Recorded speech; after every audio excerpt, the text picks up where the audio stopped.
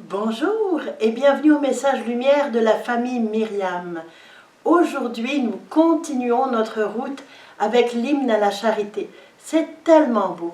Aujourd'hui, je viens te parler du bonheur d'aimer, de la joie qu'il y a à aimer. Saint Paul nous dit, l'amour n'envie pas, l'amour ne jalouse pas. Pourquoi?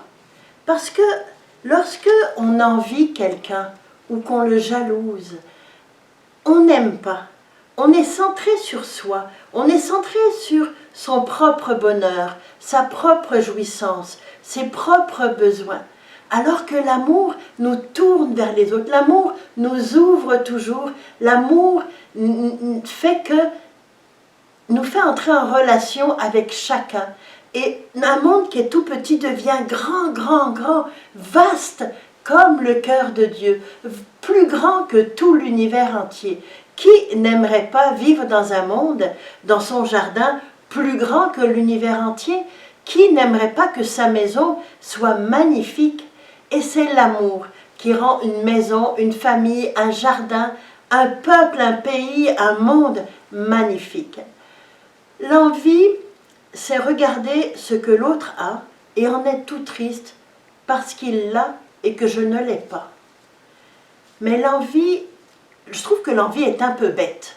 Parce que si quelqu'un est intelligent, puis qu'il voit son voisin avoir un magnifique parterre de fleurs, bravo, je peux les regarder de ma fenêtre, je peux les voir, je peux en profiter, et même, si je n'aime pas jardiner, je n'ai même pas la peine de les entretenir.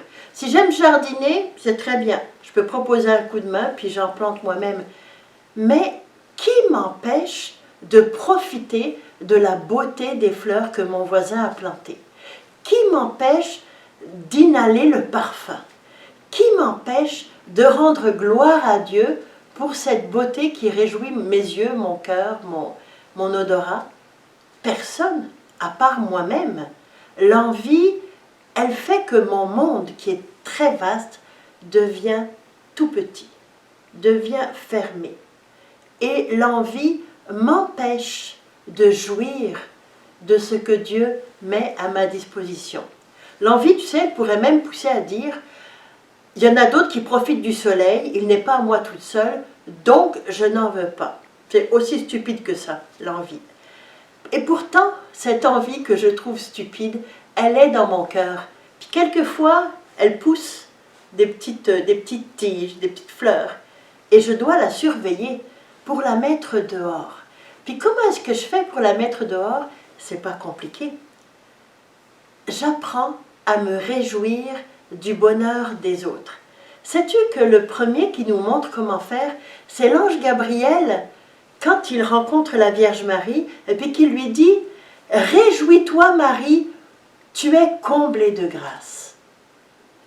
L'ange ne se réjouit pas parce que lui-même est comblé de grâce, mais la Vierge Marie est comblée de grâce. L'ange ne se dépite pas parce que Marie est comblée de grâce, puis pas lui. Non, il voit la beauté de Marie, la bonté de Marie, et il se réjouit. La joie est en lui. Il peut louer Dieu, il peut profiter de la beauté, de la bonté de Marie. C'est ça, l'amour se réjouit du bonheur des autres. Se réjouir du bonheur des autres, c'est très important. Puis ça se fait dans une famille particulièrement. Ça se fait ailleurs au lieu de travail, mais la famille, c'est le lieu privilégié où c'est plus facile de se réjouir du bonheur des autres parce qu'on les aime. Mais voir que quelqu'un réussit, c'est bien. Mais communier à ce qui illumine sa vie quand il a réussi. Communier à la joie d'un enfant qui a fait son premier dessin, peut-être malhabile, mais c'est son premier dessin. Communier à la joie d'un adolescent qui a été invité à une fête et qui se fait enfin des amis. Communier à l'espérance de quelqu'un qui postule pour un travail et qui reçoit un travail. Communier à la joie d'une maman qui met au monde un enfant, même si moi je ne peux pas en avoir. Mais je peux aimer les enfants.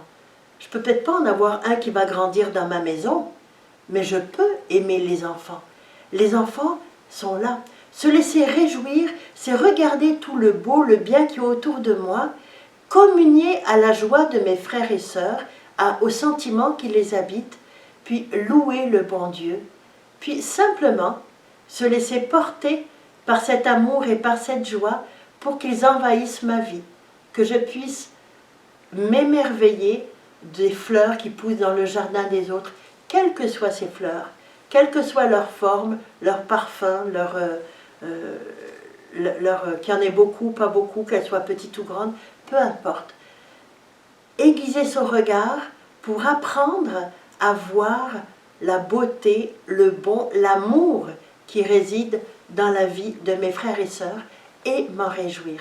Je vais te laisser avec ça parce que je trouve ça très beau, puis ça change une vie. Et comme je te dis, l'amour agrandit ton cœur tout petit, une toute petite capacité d'aimer, à une capacité d'aimer plus grande que l'univers entier, à la grandeur de Dieu.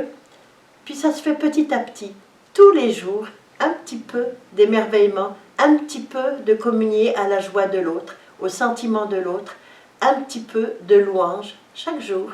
Et tu verras qu'à la fin, ton cœur n'aura plus de place pour l'envie. Passe une très très belle journée. Au revoir et à demain. N'oublie pas de t'émerveiller.